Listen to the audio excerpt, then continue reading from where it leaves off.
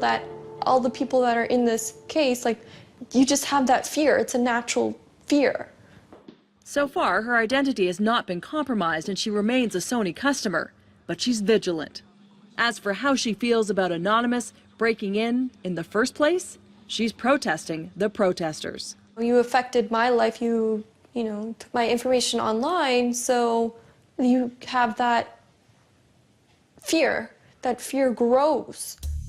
Anonymous argues that by breaking into Sony, they actually did Natasha and millions of others a favor, bringing attention to holes in Sony's security that outed Anonymous member Greg Hausch says other criminals had probably found before. Then the real bad guys, the ones who do this for a living and make lots of money off of identity theft and breaking into your bank accounts, and they beat us to the punch by years probably. We can yell that there's no security. We can yell that you should stop giving your personal information to all these companies, because by Anonymous and No Security putting it out there, they're really showing you that it's already out there. You just, wouldn't listen. Anonymous isn't out to make friends. They're out for a fight. Almost everything that Anonymous does is criminal.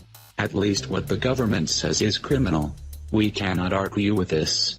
We go from hacking to leaking private information and many more.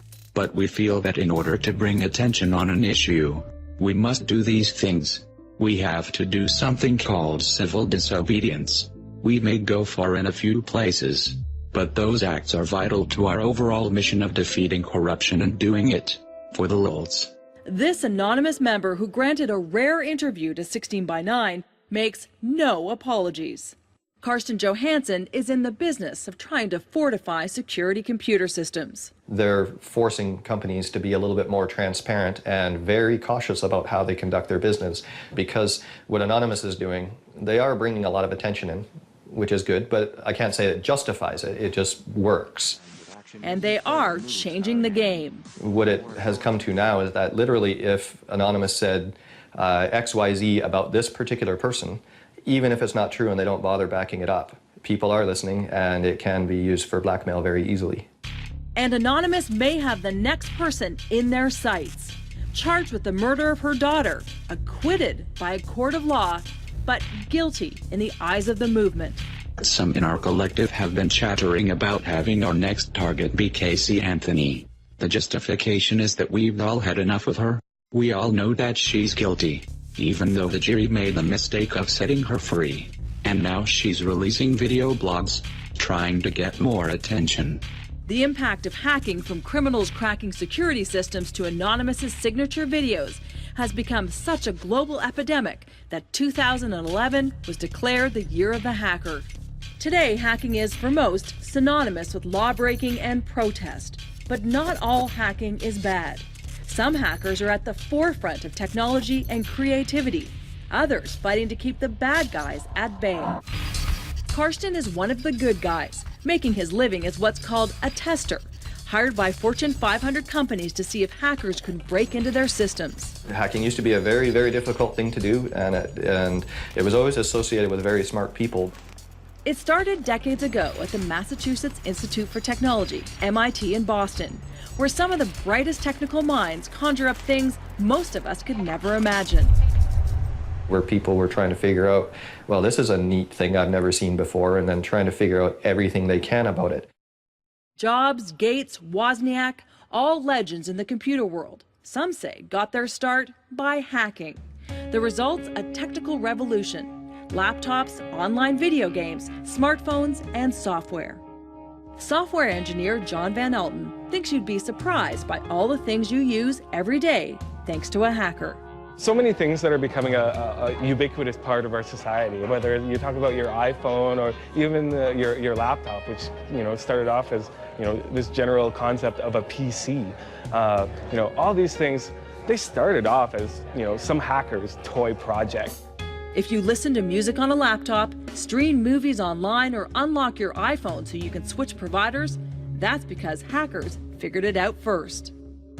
And hacking culture, old and new, is driven by sharing. If a hacker has found a weakness or a solution, it gets posted for other hackers to see and use however they want. It was in the mid-90s when things started to shift.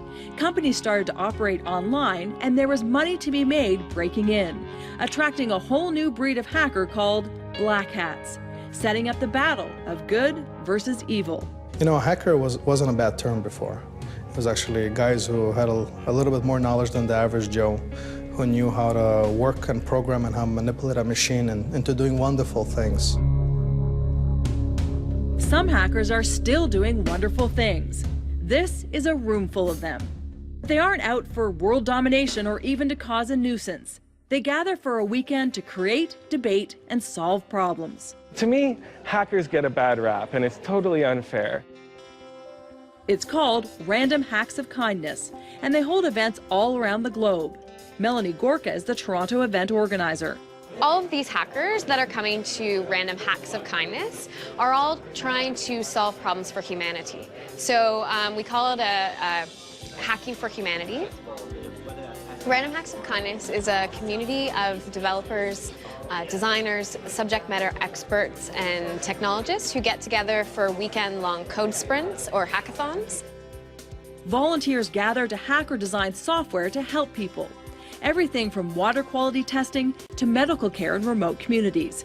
Building apps, some programs that can literally save lives. A bunch of people getting together and trying to solve problems to make life better for people on a volunteer basis. And this really fascinated me. And as well, one of the things that attracted me to this event was that they were using open source software. Open source software is really amazing how people can collaborate around the world. This weekend, John is working on a program to help identify safe drinking water using cell phone communication. These hackers work with big business like Google and Microsoft, using their brain power to solve problems. This weekend, there are more than 5,000 hackers taking part worldwide. It is a big army of hackers and do-gooders who just want to get out there and make a difference in their communities. It's impossible to know how big that hacker army is worldwide.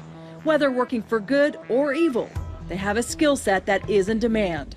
For some driven by arrogance, others with a purpose. After all, some believe cyberspace is a hacker's world, and we're just visiting. As long as, we're human, there's going to be hackers, because there's always going to be someone out there doing something that people don't agree with. And, a lot of civil disobedience going forward is going to be done from the keyboard, not out in the streets getting hit with a fire hose.